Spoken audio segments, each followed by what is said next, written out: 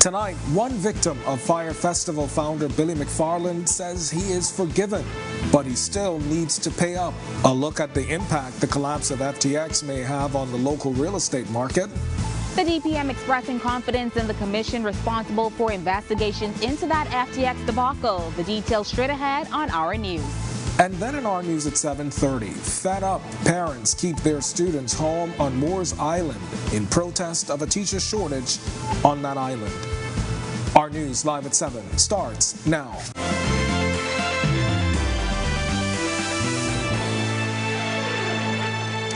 Welcome to Our News Live at 7. Thanks for joining us. I'm Kendino Knowles. The emergence of Fyre Festival founder Billy McFarland this week reigniting a lot of anger and skepticism about his intentions to hold another event.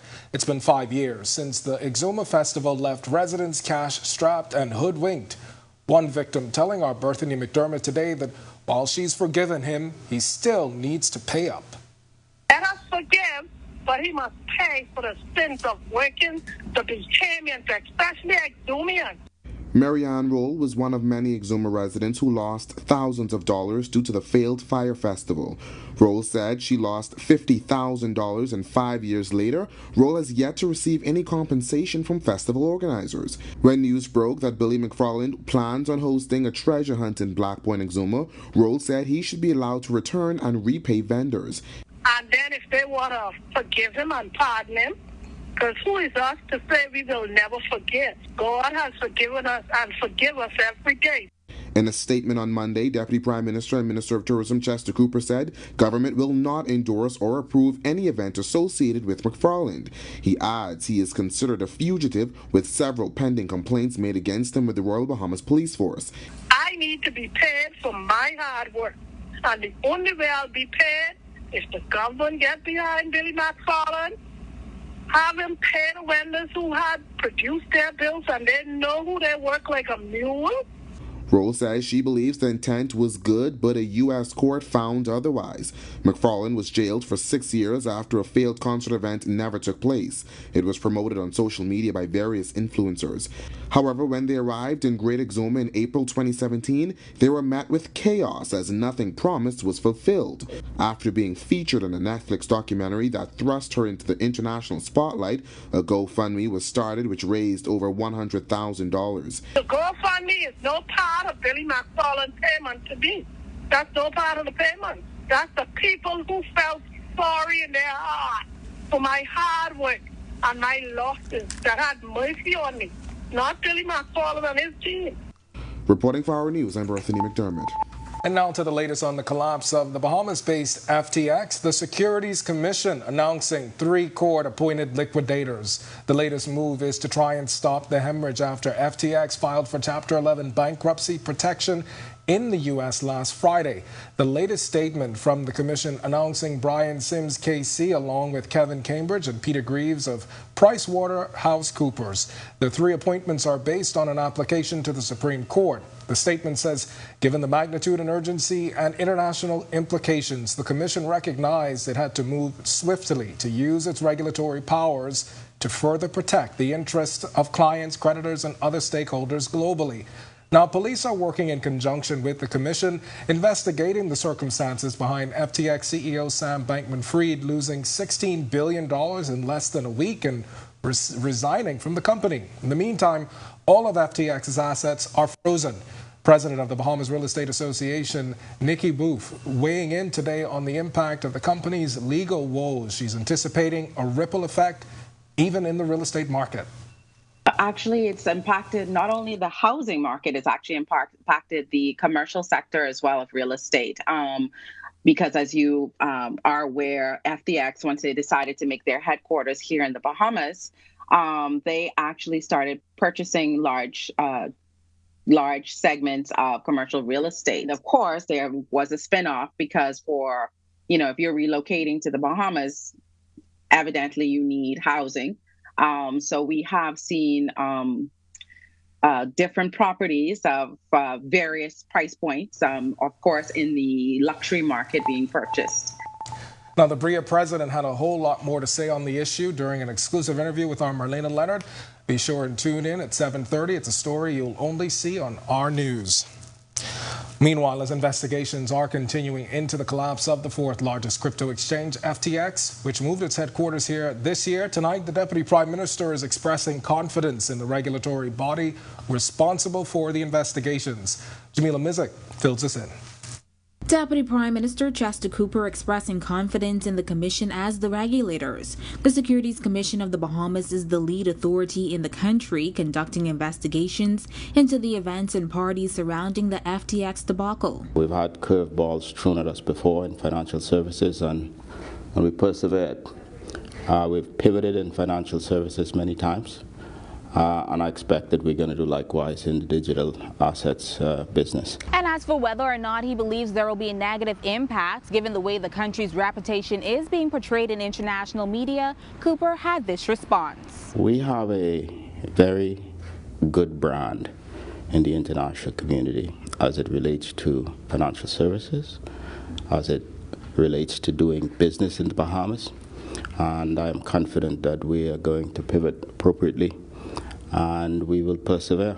In a release, the Commission says, given the magnitude, urgency, and international implications of the unfolding events with regard to FTX, it recognized that it had to and moved swiftly to use its regulatory powers under the Digital Assets and Registered Exchanges Act 2020 DARE Act to further protect the interest of clients, creditors, and other stakeholders globally of FTX Digital Markets Limited. As to whether or not the former CEO, Sam Bankman-Fried, has been detained or if any complaints have been filed with the Royal Bahamas Police Force against him, National Security Minister Wayne Monroe had this to say. No one has been detained by the police. I wouldn't like to disclose anything beyond that. Reporting Fyre News, I'm Jamila Mizik. And Free National Movement leader Michael Pintard wants government to give some answers and address the collapse of FTX as a matter of urgency. Pintard saying it's an issue that cannot be ignored. Because FTX is headquartered here, lots of questions have arisen about our regulatory regime. We believe that the government should move swiftly to speak publicly to all stakeholders and to reassure investors, both local and international, that we have a robust regulatory environment. Pintard says the official opposition is dismayed at the events while expressing confidence in the Securities Commission. In April, FTX broke ground on its headquarters in Western New Providence. At the time, it unveiled plans and sketches of 2 hotel towers, offices, and an athletic center. Earlier this year, senior policy advisor Jerome Fitzgerald said government was looking to launch the first blue carbon credit before the end of 2022. The credit was expected to be launched through FTX. That clearly suggests that the government has been in ongoing, intimate discussions with the company in order to set up this arrangement. Did the government do adequate due diligence, investigation, and what was the nature of that investigation? What did they discover that gave them a measure of comfort to take Bahamian assets and were prepared to then trade it in this environment? Deputy Prime Minister Chester Cooper today also responding to concerns on the failed negotiations between government and Electra America Hospitality Limited for the sale of the Grand Lucayan Resort. It's been said the reason for the failed sale is the slow movement on the redevelopment of Grand Bahama International Airport. Cooper branding those comments as speculation. I've listened intently to many members of the former board speaking to matters on which they have no information. Let me just say that we have laid out the circumstances as it relates to Grand Lucayan. Suffice to say, we are in the final stages of selecting the provider for the rebuilding of the Grand Bahama Airport. So I am not going to get into a back and forth with persons who had a mandate to sell the property and didn't do so. Now, for more from the Deputy Prime Minister on the sale of Grand Lucayan Resort and redevelopment of Grand Bahama International Airport, stay tuned for our news at 7:30. with Italia home. We've got a lot more to get to, but for now, meteorologist Greg Thompson is standing by in the Weather Center with your first look at temperatures across the islands. Greg? Yeah, thanks, Gideon, and a happy Tuesday evening, everybody. Another beautiful evening setting up for us on the outdoors. Very comfortable temperatures in the low 80s with a few clouds. Your winds are kind of light, easterly at 8 miles per hour, and your feels-like temperature hanging out in the mid-80s. Temperatures around the family of islands tonight, we are 79 in Freeport, Grand Bahama, 80 over in Marsh Harbor, Abaco, also in Alistown, Bimini. We pick up 84 in Great Harbor Key, Nicholstown, 80 degrees there as well. Governor's Harbor, you're at 83, and of course here in the capital, we are at 82. Central Bahamas, temperatures also in the low to mid-80s, 81 in Kemps Bay, that's in Andros.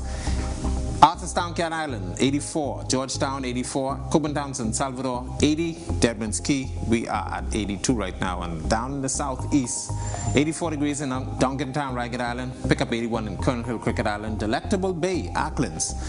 And Abrams Bay, you are 83. Matthewtown, Inagua as well. And our good neighbors to the southeast, Turks and Caicos Islands, you are currently 85 at this hour. Satellite view, quiet around the area. Weak ridge of high pressure is in charge of our weather. That's basically keeping us dry, and the winds are kind of light out there. They will fall light and rebel tonight, but be picking up once again tomorrow. There is a frontal boundary that we're watching on a low pressure system that's developing in the Gulf of Mexico. That's going to be swinging across Florida throughout the next 24 to 36 hours. That in turn will be dragging a frontal boundary that's in the Gulf of Mexico across our area. It's falling apart right now, so we don't expect much in terms of any significant weather with the system. Maybe some clouds and some isolated showers likely late tomorrow and into Thursday, when we do expect that front to get near. Front should stall really across the northwest Bahamas and wash out, and behind that we expect high pressure to be building in for the remainder of the week. That's your first look at weather. Stick with us to look at the tropics, and your extended forecast is still to come. Thanks, Greg. And still to come on our news, the man accused of killing a Queens College teacher back in 2015, back in court. We'll tell you why. And why the opposition is challenging government's post-Nicole assessment. And celebrating the life of Canon Warren Roll, how members of the Anglican Church are saying goodbye. It's all coming up when our news returns.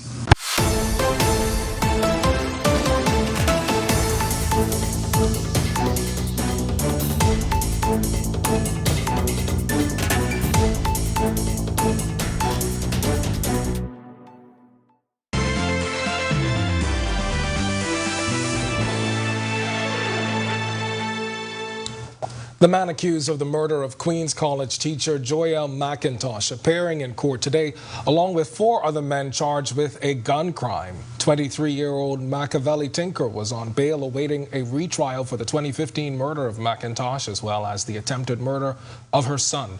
These latest charges come from a robbery attempt arrest. On November 13th, police say they were carrying out a search warrant in Kemp Road when they allegedly seized an Austria Glock pistol along with 11 rounds of ammunition.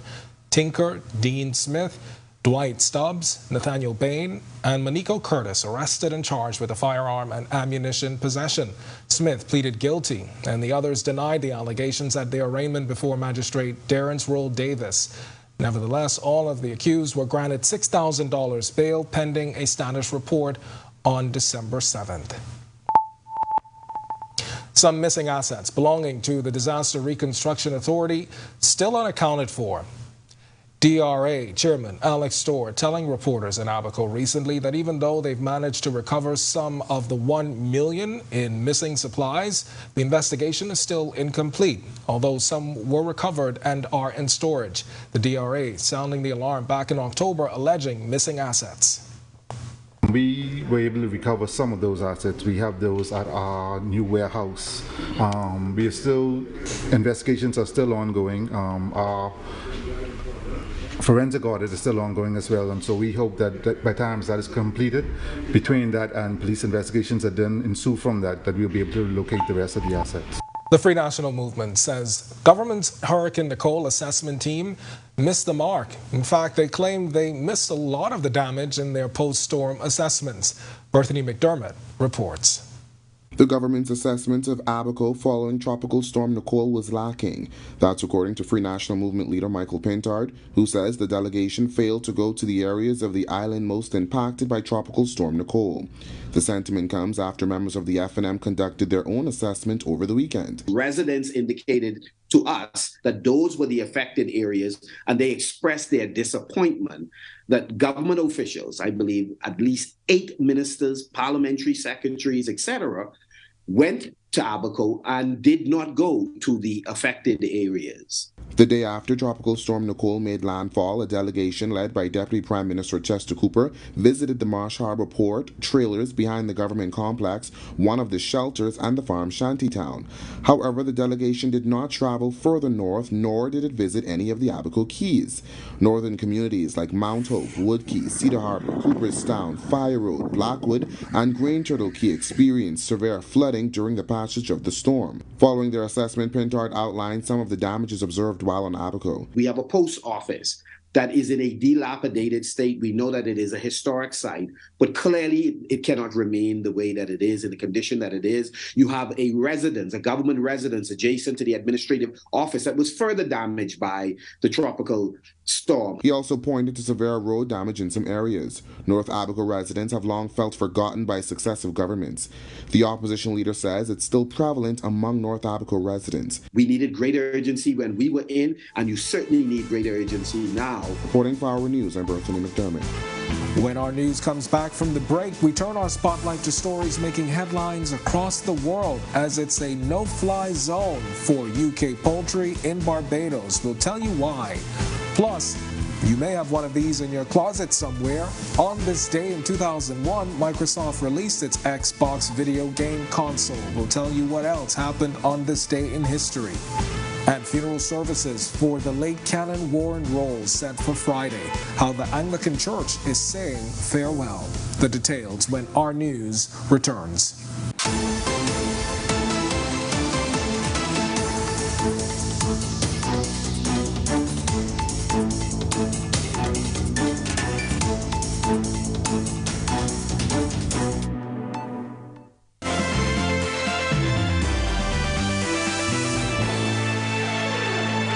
This is Our News. Welcome back. We turn our attention now to stories making headlines across the world.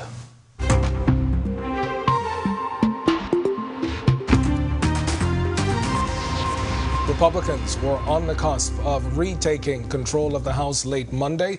The party needs 218 votes to secure a majority as the path narrows for Democrats to keep control. Democrats already have a majority in the Senate, securing 50 seats, with a runoff in Georgia next month, which could give the Democrats one more seat. The GOP came into this election needing a net gain of 5 seats in the House, while a House majority could give conservatives leverage to spur a flurry of investigations. The slim advantage will pose immediate challenges for GOP leaders and complicate the party's ability to govern. Crowds of residents in southern China's industrial metropolis of Guangzhou escaped compulsory lockdown and clashed with police amidst anger over strict coronavirus restrictions boiled over.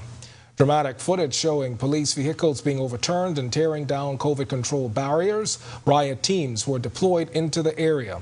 It follows Guangzhou's worst COVID outbreak since the pandemic began.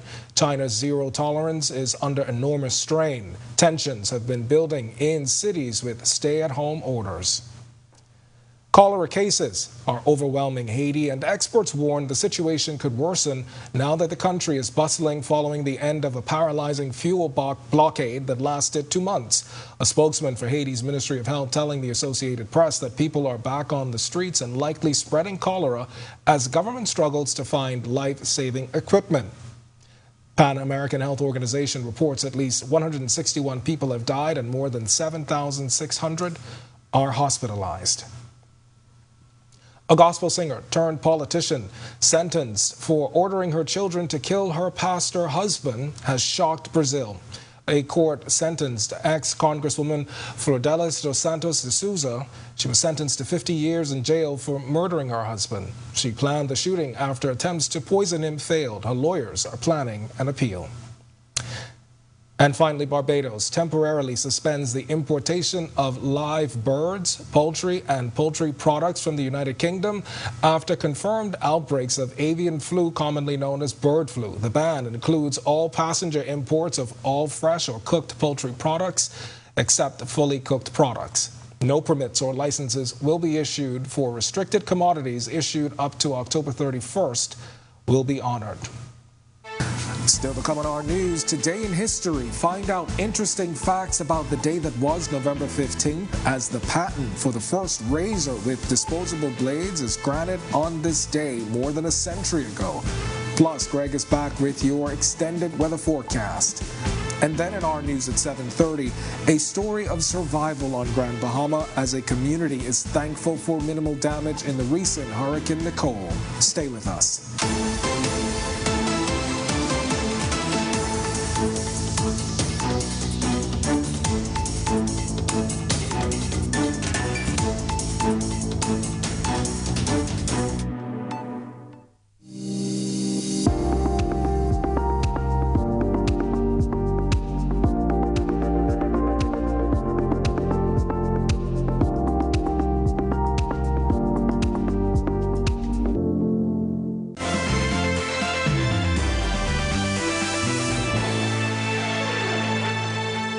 Welcome back to Our News. It's now time to turn our spotlight on events that shaped the day that was November 15th, including the death of a beloved Bahamian nation builder. Find out the school named in his honor.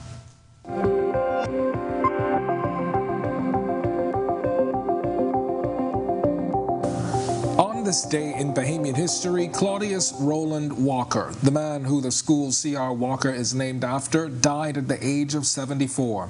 Walker was an educator, architect, social and labor rights activist, described as an extraordinarily brilliant man. He was born and lived most of his life in Baintown.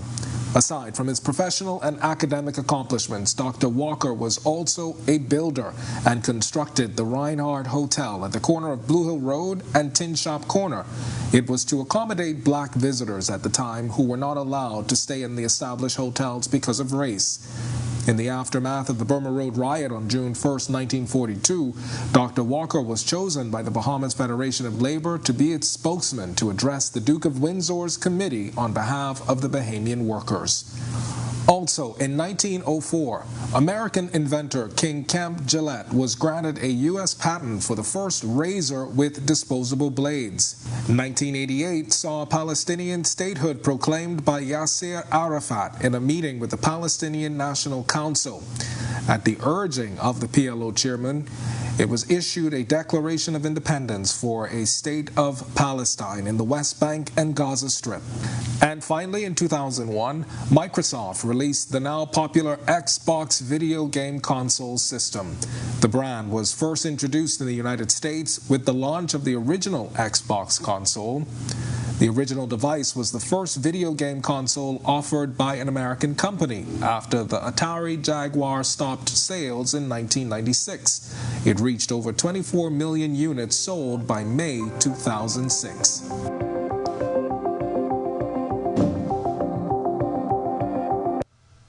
And the body of Canon Warren Roll is lying in repose tonight at St. Mary the Virgin Anglican Church. It's the first stop on the way to several churches this week. Roll, a pillar in the Anglican community, passed away earlier this month. Viewings will take place for those of the Anglican faith and the general public ahead of Friday morning's funeral at Christ Church Cathedral. This morning, at the arrival of Roll's body at St. Mary's, we spoke with Father Ranfurly Brown. I believe they're having a special memorial service for him tomorrow evening, and then on Thursday morning we will take him to Christ Church Cathedral, where he served as a canon of that cathedral, and he will remain there until funeral time on Friday. Canon Roll hailed from Arthurstown, Cat Island, and was deeply influential in the lives of many throughout his community. Both Father Berkeley B.J. Smith and Father Dave Thomas, Cat Island natives, sharing why Roll meant so much to so many. Indeed, the whole community of Cat Island is in mourning at his death. The point we want to make is and emphasize is that he has touched the lives of persons throughout the Commonwealth of the Bahamas. I think the most precious gift that Canon Rule gave me was his life. Being a wonderful husband, a wonderful father, and a fine priest. And once again, we'd like to extend our deepest condolences to the family of Canon Warren Rule. Well, that does it for us in News at 7. Joining us now is Italia Hall with the latest headlines. Italia? Yes, Ken, what a life Canon Rule lived, right? Yeah, I mean, we hear people talk about how compassionate he was, how loving he was, and how devoted he was. So what a legacy in my mind, right? Yes, may his soul rest in peace. Yeah. Well, Ken, we've got a lot more to get to in this next half hour, including the latest on FTX and the re-emerging Fyre Festival saga. Live on our news at 7:30, what will happen to the local real estate industry if the millions of dollars worth of real estate bought by FTX become available again? Our Marlena Leonard puts the question to the Bahamas Real Estate Association. Plus, empty classrooms on Moores Island as parents protest the lack of teachers on the island. And the conviction is upheld in the case of an uncle who assaulted a 6-year-old. New details from the Court of Appeal case. Plus, the DPM says the Davis administration will do what's in the best interest of the Bahamian people for the future of the Grand Lucayan Resort. Our news live at 7:30 starts in a moment.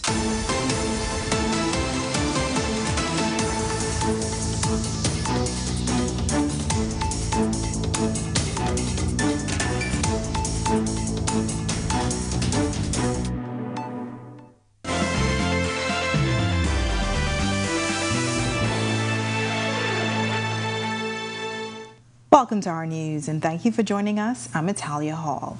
We begin tonight with more reactions to the collapse of the Bahamian headquartered FTX. In the latest move, there are now 3 court-appointed liquidators in response to FTX filing for Chapter 11 bankruptcy protection.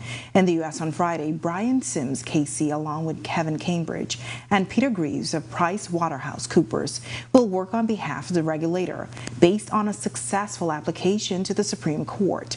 A statement from the Commission says it recognized it had to move swiftly to use its regulatory powers to further protect the interests of clients, creditors, and other stakeholders globally. Police are also working in conjunction with the Commission investigating the circumstances behind the lost $16 billion in less than a week. Now, when FTX made the Bahamas its headquarters, it made its mark in more than one industry. Tonight, the president of the Bahamas Real Estate Association talks about the impact of crypto exchanges on the country's real estate market. Marlena Leonard gets us started.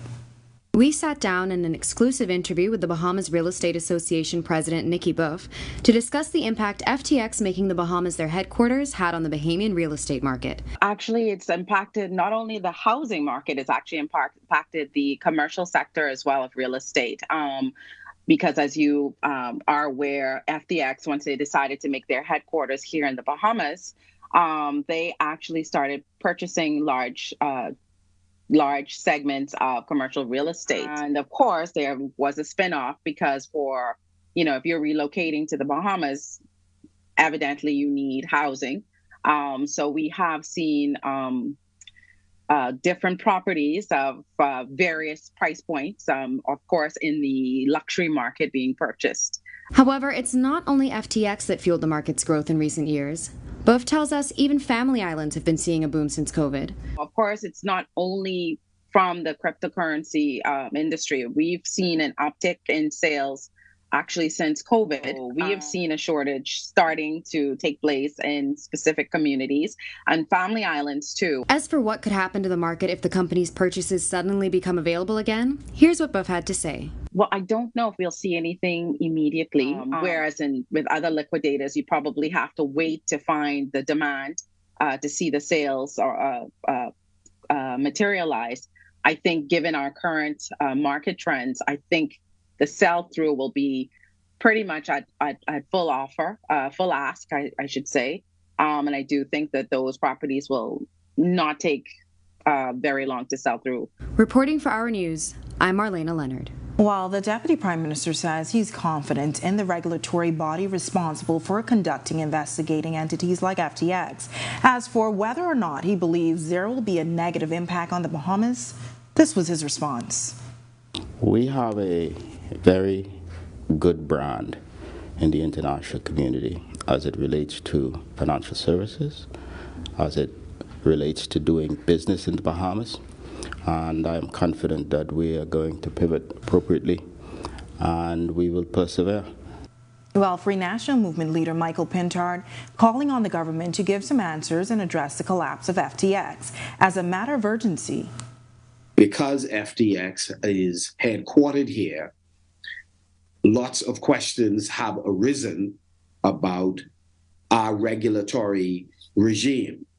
We believe that the government should move swiftly to speak publicly to all stakeholders and to reassure investors, both local and international, that we have a robust regulatory environment. While some Exuma residents in a state of deja vu, the emergence of Fyre Festival founder Billy McFarland this week reigniting a lot of anger and skepticism about his intentions to hold another event.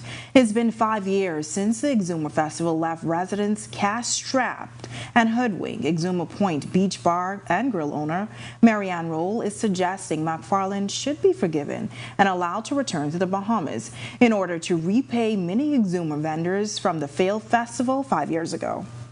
Let us forgive, but he must pay for the sins of working the Bahamians, especially Exumians. Now, McFarland was jailed for 6 years after a failed concert event never took place. In a statement Monday, Deputy Prime Minister and Minister of Tourism Chester Cooper said the government will not endorse or approve any event associated with McFarland. He added that he is considered a fugitive, with several pending complaints made against him with the Royal Bahamas Police Force.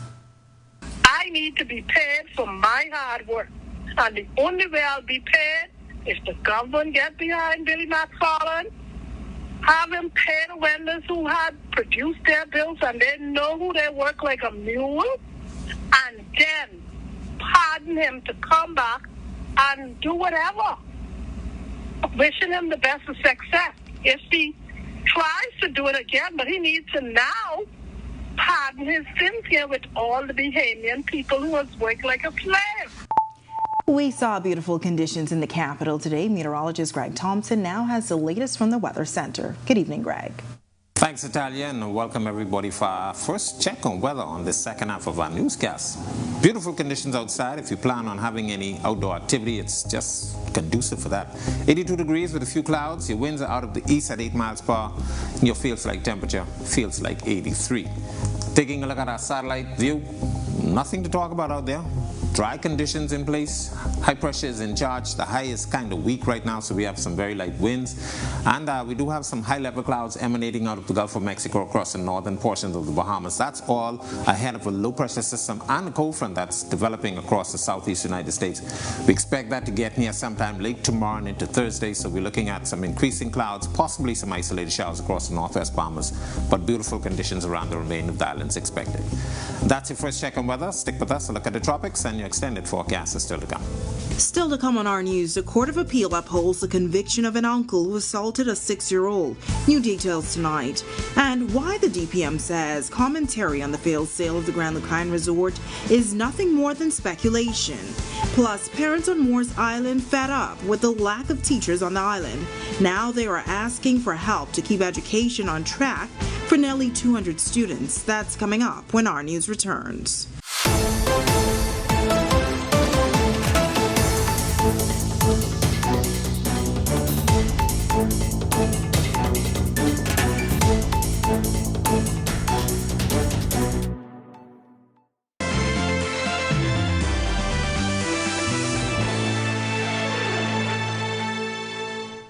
The Court of Appeal upholding the convictions and sentences of a man who molested and indecently assaulted his 6-year-old niece. The convict's name is withheld to conceal the identity of his underage victim. The offenses were committed in December of 2019 when the girl visited her 39-year-old uncle's house. The matter was reported to the police in 2020 after the girl revealed that her uncle had touched her private parts. After questioned by her mother, when interrogated by the police, the man denied denied having sex with the child. However, he admitted to touching the child inappropriately and masturbating.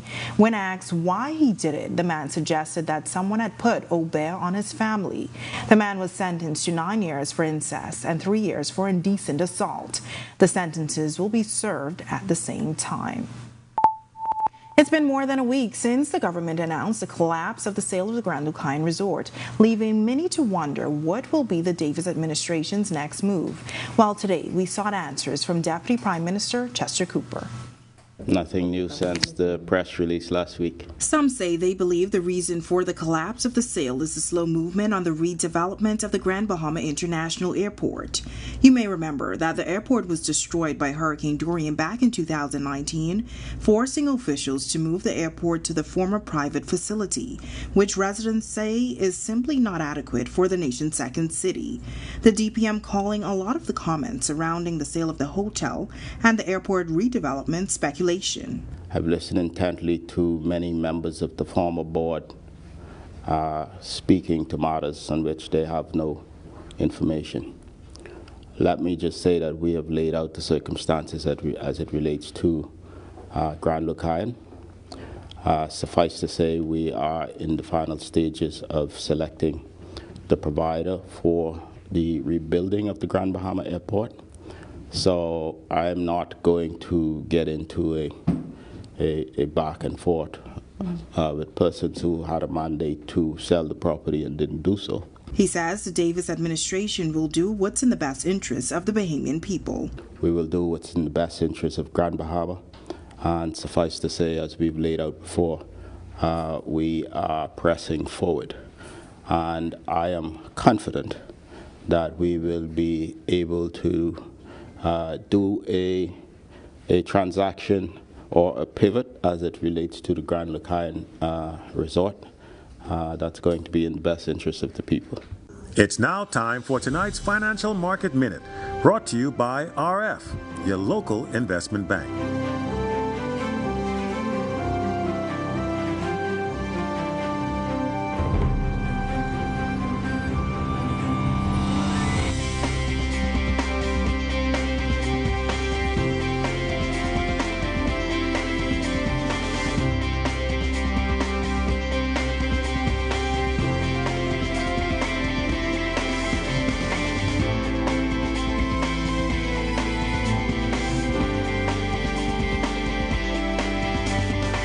This has been your Financial Market Minute. To explore the best performing mutual funds in the Bahamas, visit our website at www.rfgroup.com. When our news comes back from the break, the government house renovation timeline jumps from 16 months to 29 months. Our Berthany McDermott tells us when the facelift will be complete. Coming up in sports, Olympic gold medalist Debbie Ferguson-McKenzie inducted into the National Sports Hall of Fame, while DeAndre Ayton and the Phoenix Suns was a heartbreaker last night in Miami. All that and more ahead in sports. Plus, why one West End resident says there's much to be thankful for after the passing of Hurricane Nicole. Stay with us.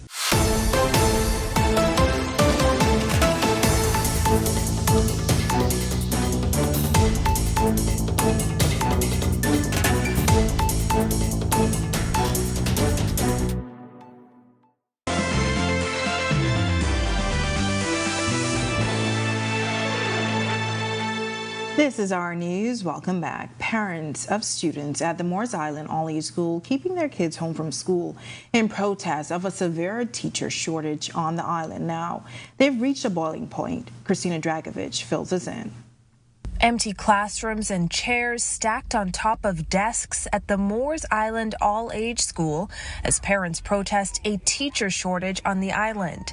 PTA President Angel Riley Davis says the children of Moores Island are being put at a disadvantage. The more maybe we could get help from somewhere else, somebody would hear us and they would feel some compassion towards our kids, because I feel like the playing field should be level for our children here on the island as it is with the children in Grand Bahama, Nassau, and the mainland Abaco. PTA Vice President Felicia Heald says there are currently 3 high school teachers for grades 7 through 11, and the 4th grade has no teacher at all, leaving 4th and 5th grade students in a combined class. They took 2 essential teachers from us that was teaching about 3 subjects each.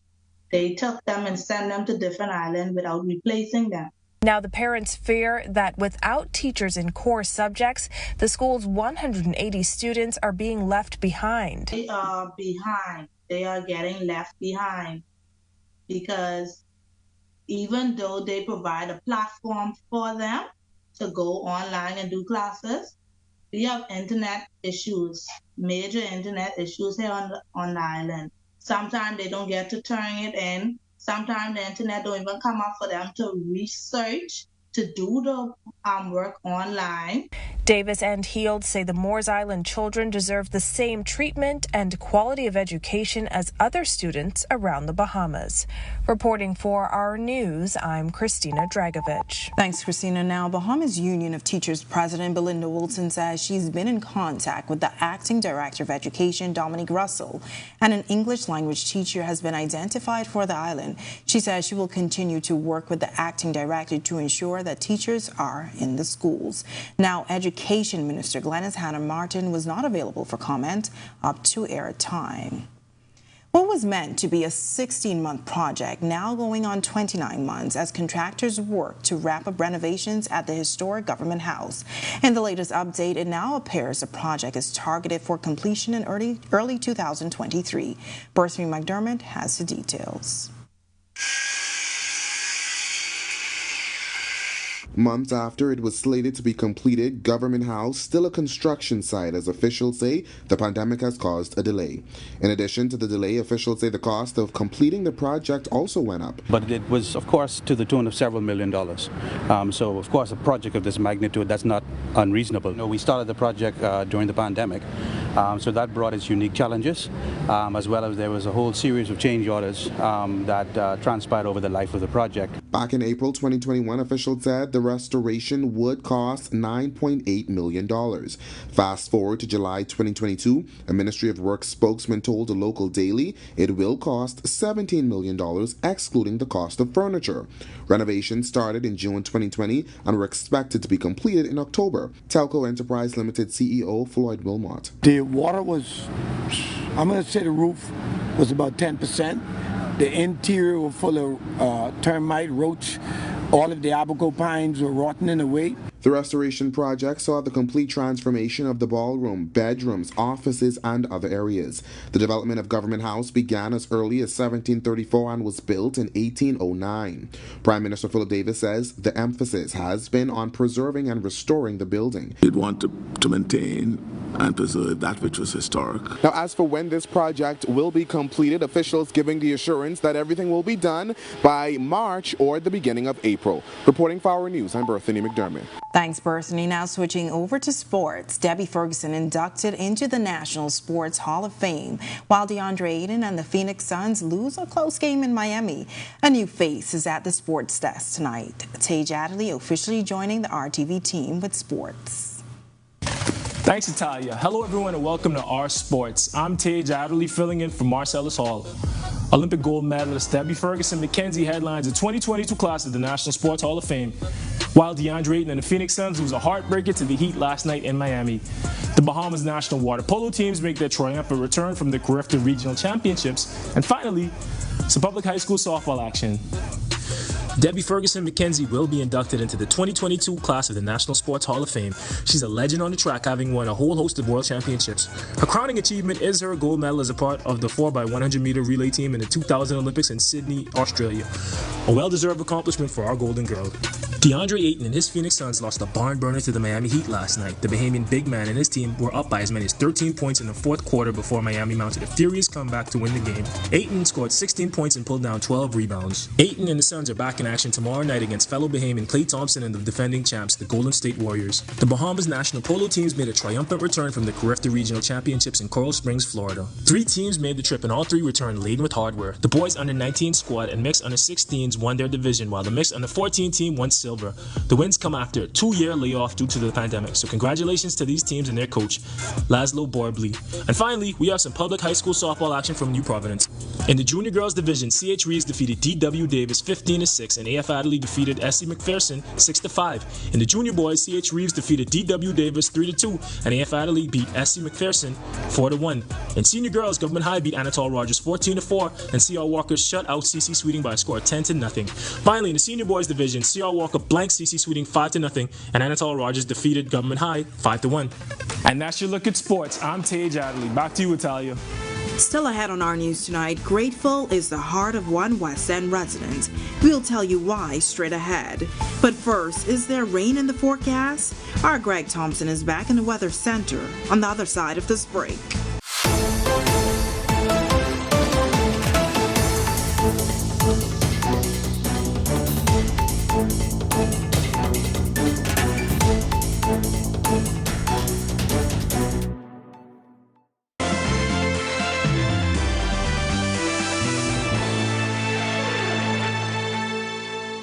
Welcome back to our news. Mostly sunny and nice conditions heading into the midweek.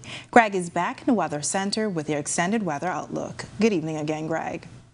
Thanks again, Natalia, and welcome back, everybody, for our final check on weather. Nothing really to talk about out there. It's quiet. We do have a ridge of high pressure in charge. It's very weak, so our winds are light, and the atmosphere is kind of dry. So we saw not much in terms of any clouds and precipitation across the area. There's a frontal boundary and a low pressure system taking shape across the southeastern United States and the Gulf of Mexico, and that's going to be dragging a front across our area eventually by late Wednesday night and into Thursday. So we're looking at some increasing clouds, maybe some isolated showers associated with that. We don't expect any significant weather. That's all attached to a big, broad, low pressure system across eastern United States, and the cold air mass behind that will be building in towards the southern portion of the United States. We do not expect it to get in here. It should reach maybe central Florida, but we expect some nice changes in our atmosphere as we expect dry conditions once this frontal boundary washes out. We are winding down the Atlantic hurricane season, and it is quiet out there, and looks as though we may not see anything much in terms of any significant development throughout the tropics over the next couple of days, so the tropics will remain quiet. Taking a look at our future forecast, that frontal boundary, as I mentioned, across the Gulf of Mexico will eventually wash itself out, should stall across the northwest Bahamas with a couple of isolated showers, as I mentioned, and nothing much in terms of any weather expected. If you're doing any boating tonight through tomorrow, it's very nice out there. Winds are going to fall light and variable tonight, but become easterly at 10 to 15 knots tomorrow. Seas running 2 to 4 feet over the ocean. Your low tide was at 7:05 this evening. Here's a look now at your national forecast.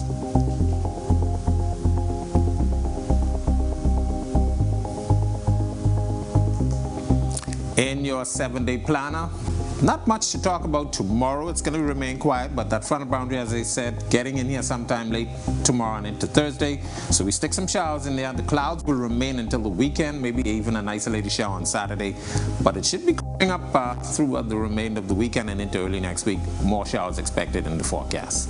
That's a look at our weather. Make it a safe night, everybody. While Hurricane Nicole swept through Grand Bahama and Abaco, leaving behind minimal destruction, the Northern Islands have not always been so fortunate. Even now, many continue to feel the impact of Hurricane Dorian some 3 years later as they try to rebuild their lives.